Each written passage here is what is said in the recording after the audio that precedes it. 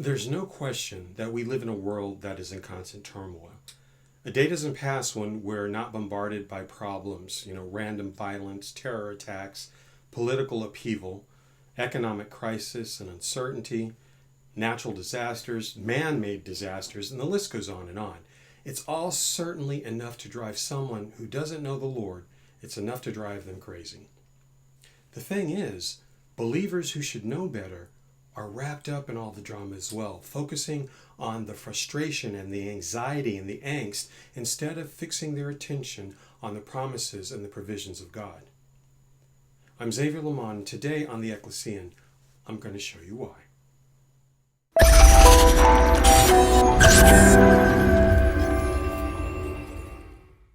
When I was a young man, sometime after I'd had the encounter with the Lord I told you about last time in episode 3, I wondered where exactly I should be attending church. And to be perfectly honest, and I can't believe that I'm publicly sharing this, I told the Lord that I just wanted to attend some place where I could sit in the back, more or less worship privately. Most people don't know, but I'm really an introverted heart. And I could just sit in the back and not want to throw up from the teachings and the attitudes that that I'd been subjected to or that were common in various churches. Then the Lord asked me, will you go where I send you? Now, by this time, I'd had several years' experience under my belt as a Bible teacher, and I had had it repeatedly confirmed that I was a fairly good one. But for all that I'd shared from what the Holy Spirit had revealed to me, I'd seen very little change in people through my classes, even though they were very, very popular. And the truth was, I was just really burned out and didn't feel I was getting anywhere. But I answered the Lord and I said, of course I will. But God, I'm not volunteering for anything. You see, I'd never intended to teach Bible class. I was more or less drafted because I couldn't keep my mouth shut in other Bible studies. There was simply too much that I had to share about what I was receiving from the Lord through the gift that He'd given me previously. Now, go and watch episode 3 if you have no idea what I'm talking about. God smiles in mirth when we try to make deals with Him. Don't let anyone tell you that He doesn't have a sense of humor. He most certainly does.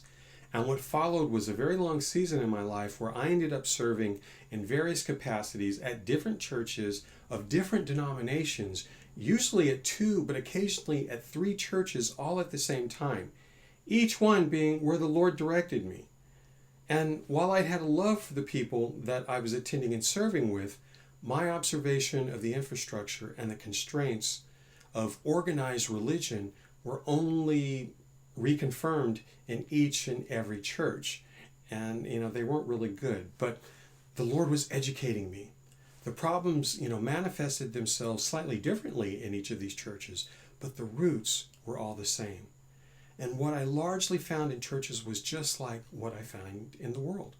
Most people were still affected more by situation and circumstance than by any type of personal relationship with the Lord. I found in churches, I found intolerance. I found people fearful of views that don't reflect, and didn't reflect their preconceived notions. Personal insult of anyone who might offer a different viewpoint. I found pessimism, people losing faith. I saw hope being strangled, frankly, by exposure to relentless media that drives us to focus on protecting ourselves from each other out of fear. Church people are struggling to make sense of their lives, and they have allowed the worst of their imaginations to run rampant, playing into the hands of dark principalities and powers that we read about in Ephesians 6:12. Principalities and powers that thrive on terror, fright, and discord, to try and prevent the kingdom of heaven from ever gaining advantage. And yet, God will not be stopped. In the midst of all that is going on in the world, in our country, even in our churches today, there is a very real and a very tangible move of God afoot. The Spirit of the Lord is moving upon people, and a supernatural transformation through nothing less than the direct power and revelation of the Holy Spirit is taking place. And my question to you is, can you sense it? I ask because what is happening is a spiritual reformation of heart and mind that is being manifested by a deeper desire to know and be known by the Lord. And it's accompanied by a sense that something is happening within that is different than anything you may have experienced before, even if you don't quite know what it is yet. So, does that describe you? This move of God does not look like what the majority of people expect it to, and it does not conform to conventional notions of how God is supposed to do things. It's not being championed through expected or even entrenched religious channels. And if that sounds vaguely familiar, neither did the coming of the Messiah when Jesus was born. The word of the Lord, which endures forever, is again being fulfilled today as it was in Isaiah's time. Forget the former things. Do not dwell on the past. See, I am doing a new thing. Now it springs up. Do you not perceive it? I am making a way in the wilderness and streams in the wasteland. Isaiah 43, verses 18 and 19. In the wilderness and wasteland that is our world today, the Lord is making a way and making a provision for those with a true heart to follow him. And as you watch this, right now, the sovereign hand of God is raising up the unlikeliest of individuals all over the globe to come into direct personal relationship with him, to be instructed, to be renewed, and transformed by the Holy Spirit, and thereby advance the kingdom of heaven throughout the earth. What is happening right now will be significant and profound, not just potentially for you, but it's going to be throughout the world because others are going through the same thing. Non-believers are coming to experience the manifest glory of God in their lives that they might believe.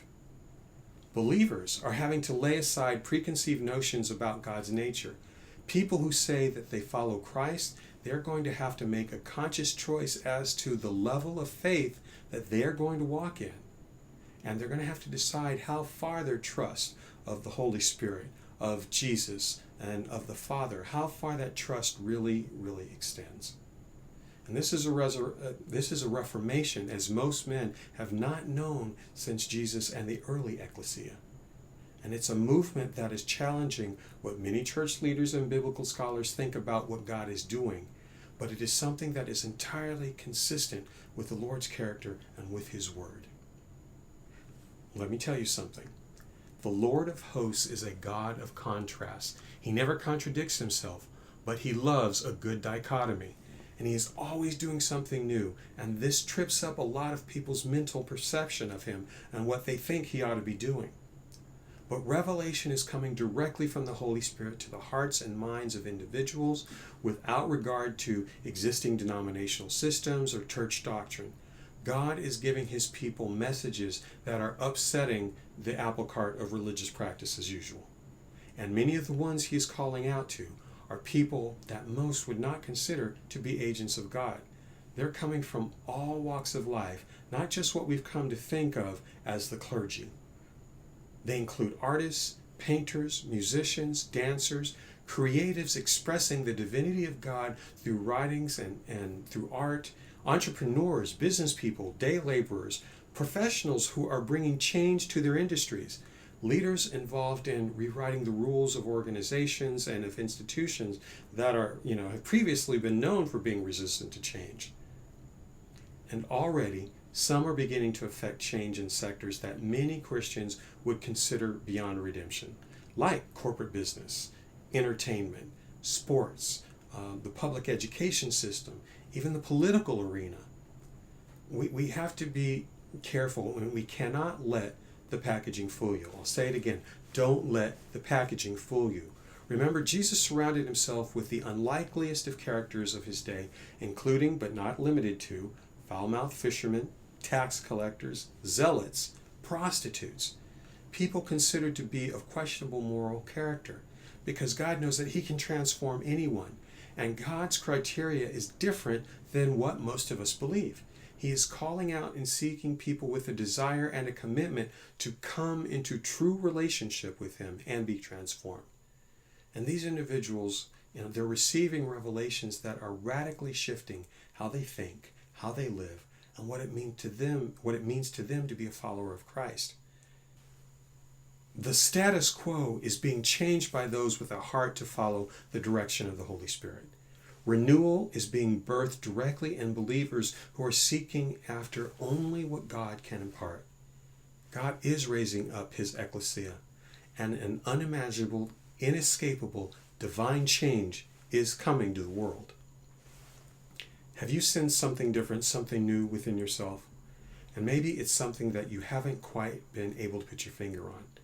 And it's something that you're pretty sure is of God, but you don't have a previous context for it. Well, if this does describe you, then I want to challenge you today to ask the Lord to deliberately guide you directly into pursuing intimacy with him. Tell him that you want to get personal and you want to get to know him the way that he wants to be known. Ask him to remove the walls and the barriers of your heart that impede him, because truthfully, you don't even know what all those barriers are. And if you're serious, commit to releasing your expectations and commit to growing to the point where the Lord needs you to be in order for you to embrace his purpose for you. Now, be watchful and wait and see what the Lord will do for you. I think you'll find it to be quite remarkable. I'll see you next time. Thanks for watching.